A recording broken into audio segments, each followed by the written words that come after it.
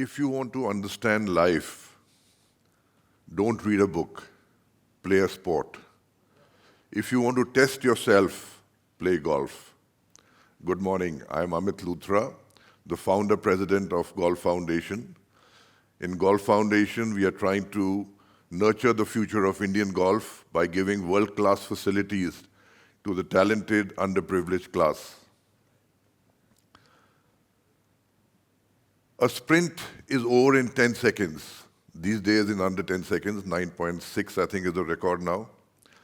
A team sport gives you teammates to hide behind. But golf stays with you for 4 full days. So a tournament is normally 4 days. It's just you, the ball, and your own head. Every mistake, every bad bounce that you get, every emotional spike follows you from one hole to the next. For hours you walk in silence. Between shots, nothing happens. On the course, but everything happens within. Regret, doubt, confidence, fear. All these show up. Over time you realize that the real opponent is not the course, not the conditions, not even the opponent you're playing against. But it's you, your voice, within, which tells you whether you're going to win or lose. So your voice can be your best friend or it can be your biggest foe. Going back a few years, when I was born to a Fauji family. Dad was a chartered accountant in the Air Force. And discipline was simply a way of life. Money was hard to get. Non-veg we used to have probably once a month. And luxury was not a part of our vocabulary. So we were really in tough times. I had 2 other siblings, 1 sister, 1 brother. In my earlier days, till college, I had no car, no fancy bike, not even, I just had a archaic Hercules cycle without any batteries, without any gears, which you are all used to these days. So there was nothing. I was introduced to golf by my father. I used to go when I was 5 years old, pull his trolley.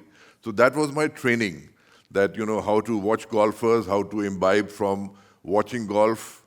There was no TV. The color TV came in '82 when the Asian Games were held. So there were no books, nothing on golf. You had to learn on your own. It's something like a theorem you have, solve A, B, C, D, find the value of A, B, C, D. In our time, it was hit and trial. Put A as 5, nahi hua, 6, 7, 8, whatever, 10 pe ho gaya. Then put B. So it was all hit and trial. These days, it's simple. They are told you solve for X, solve for Y, solve for Z, and the solution is there. So in our times, it was very difficult, very different. There was no way of getting into that system of a fixed kind of situation where you knew what was right and what was wrong. In those days, Dunlop 65, now those balls are not there anymore. They used to cost 21 rupees, I still remember. There was a cylindrical kind of packet they used to come. And those were like gold nuggets for me, because being in a Fauji family, they were very tough to get by. There was a huge amount of, I think, 100% custom duty that time, because golf was not supposed to be a sport. It was a luxury. And so it was like a gold nugget for me. If I lost a ball that time, I cried. Not because of the score, it's actually a 2-shot penalty if you lose a ball, but because I knew it's not replaceable. It was very tough to replace. So what I did was, I used to putt with the ball. When I used to get on the green, I used to use the new ball for putting only. For 6 months or a year, I would only putt with it.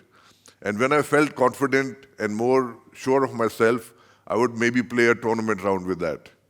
So that is how stringent my life was as a child. I had to really value each and every rupee that I got. Then the inevitable happened. When I was 17 years old, I was chosen by our federation to go for a golf scholarship to San Diego. And they said for 1 month, everything will be free, your training, your food for that 1 month, Empire State Building, I'll do everything. So what I used to do, I used to only have one meal a day at $1.99, eat all you want breakfast. And I had a good appetite, and since I was walking 20, 30 kilometers every day. So there were these big miners who used to be 7 feet tall and double my size. They would come and see me eating, and I would put a dozen bananas, 15 pancakes, 5 omelets, and eat for an hour and a half at the $1.99, because that was my only meal. And they would wonder what's happening, but anyway, so that's what it was. I had to make sure that my dollar went the maximum route. There was no shortcut to that. Everything equated was 3.5 days meals. I said, doesn't matter, I'll go. So I stood in the line, I bought the ticket. There were about 15 Indians in front of me, so I went with them. Now the guy at the ticket counter thought I was a part of the Indian this thing, and he just let me go through. So I didn't give him my ticket. So I said, okay, great. So I came back. I said, let me try and sell the ticket back. So I went to the counter. He said, sorry, sir, we don't give refunds. I went to the people in line who was buying the tickets. I said, my friend hasn't turned up. Can I sell the ticket? So I got my $7 back. So net, what I'm trying to say is that from a kid who used to cry on the loss of a 7-rupee golf ball, now had learned how to take on the world. I've traveled the Manhattan. I went through the subways at 2 in the morning with my golf set, with my suitcase, with my handbag. I remember I was traveling at 2, and it was really bad. There was graffiti all over the van, which kind of shut, so I was holding on to the door, and somebody shut the door. And for 30 seconds, I was screaming. They thought I was joking, and these 3 fingers got almost chopped off. So when they opened the door, there was blood oozing out. I had lost all the nails, and I was in agony. And next day was the tournament. So I called up my doctor friend in Malaysia, in Kuala Lumpur. I said, Doc, what do I do? He said, don't worry. I will give you an injection. It'll numb it. I said, no injection. I want to play the tournament. He said, are you mad? Your fingers are double the size. You can't hold anything. You lost it.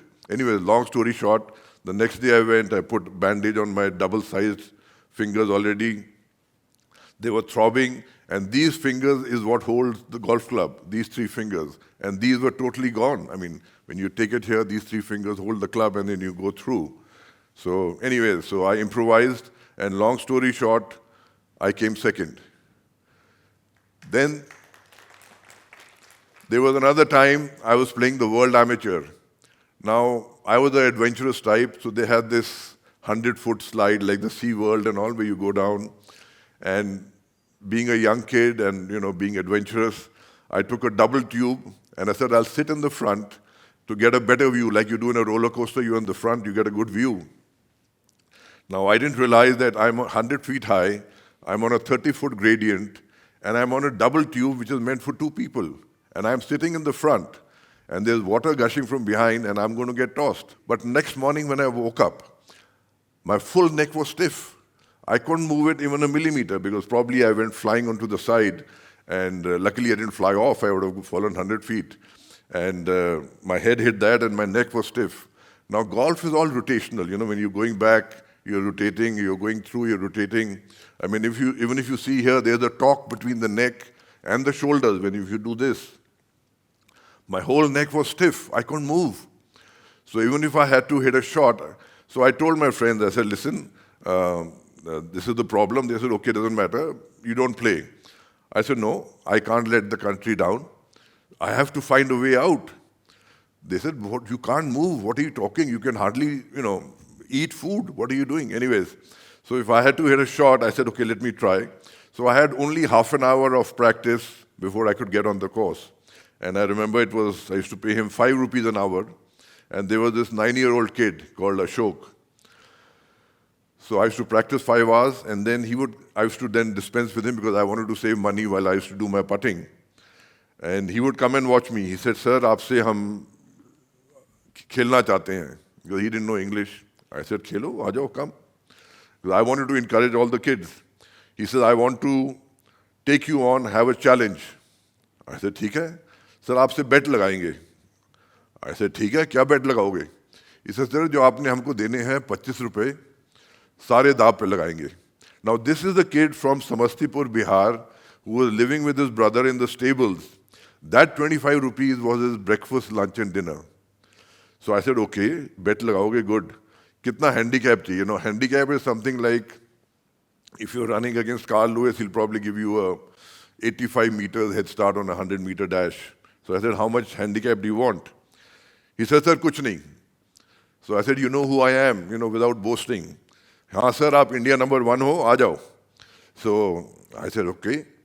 So of course I would beat him and not take his money. But I knew that this boy had the spark like I had. Against all odds, putting his daily food at stake and taking on the India #1, knowing that he has no chance.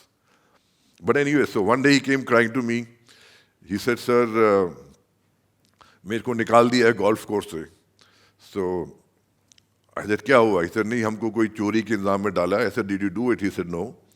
Now the villain of this whole story, the guy who accused him of a 50 rupees theft, was actually the hero. Why? I'll tell you. If it wasn't for this guy who accused him of 50 rupees theft, I wouldn't have taken this kid from the Air Force Golf Club with me to Delhi Golf Club, made him my 4 caddy, made him my caddy, went to Singapore for the Singapore Amateurs, which I won. I got him the latest Callaway X12 worth about $1.5 lakh that time in the late 90s. $1.5 lakh then is probably like 15 lakhs now. I said his arsenal should be the best. Whether he has money to wear shoes or doesn't have money to eat food, but his arsenal should be the best. So he became the top sub-junior. I'd put him in the Delhi Golf Club junior training program. But I knew that success doesn't diminish when you share it. It only multiplies. It's like a candle. If you, light up other candles, that flame of yours doesn't die. It gets multiplied. So that is the learning I got, that how helping others will increase your own intensity, your own, lighten up the whole golfing fraternity. So that is what the teaching it gives you, that help others, it will help you more so than anything else. Now that's how the Golf Foundation started. I said if there's one Ashok Kumar, there would be hundreds who are lying around. So the objective is we need to find these diamonds who are lying in the mud, take them out. I said in the foundation there's not one. There are 5 kids who are making 1 crore year on year, and not by luck. What happens in Crorepati? You can be lucky, unlucky, you can lose out. Here they're making 1 crore year on year, and there are 5 of them who are doing it. So they're changing all lives. So that's what we have to do, is how do you get to a situation where lives are changed? Currently we have 7 World Junior titles in our foundation, 7. 2 European juniors. Our kids are winning, the professionals I'm talking about now, are winning on the Indian Tour, they are winning on the Asian Tour, Asian Development Tour, playing on the European Tour, playing on the Tour of Americas. We have 6 kids studying in the US on a 100% scholarship. They are 4.0 grade average, Dean Scholar. So not only are they talented, golfing prowess is great, but also is their intellect. They are very, very sharp. But if we don't give them a chance, they'll never shine, we'll never know. Now, normally they say that champions are born talented. Now, coming to my own story, since most of you are students here, I was a very average student. I, in fact, wanted to become a doctor. When my results came, I had applied in Vellore College and all. I said, forget it. Let me just do BCom. Because Dad was a CA. I'll join his profession. And so I didn't even do BCom honors. I did BCom pass. I said, let me do my BCom pass. I'll try for CA. And I'll also try for company secretary. Because I said, CA se to hoga nahi mere se. It's too tough. That time there was a 2% pass marks for CA. So I said, how do I play my golf and do my CA? It was it was unheard of. So what I did was, instead of studying book to book, cover to cover, instead of doing quantity practice, I did quality practice. I did the last 10-year papers, did a whole spreadsheet, how many marks, which subject, theory, practical, and I did my whole analysis. Now the people who were playing golf with me, they said, you're doing CA, why are you playing golf? And the people who were on the other side, they said, you're a gold medal winner. What are you doing here? Why are you doing CA? So the grass was greener on the other side of not the fence, but the other side of the green, that here is a person who's doing both. So my modus operandi was 3 hours on the golf course in the morning, come back, 3 hours studies. Just a year back, my son, a hale and hearty 30-year-old, had a brain hemorrhage just a year back.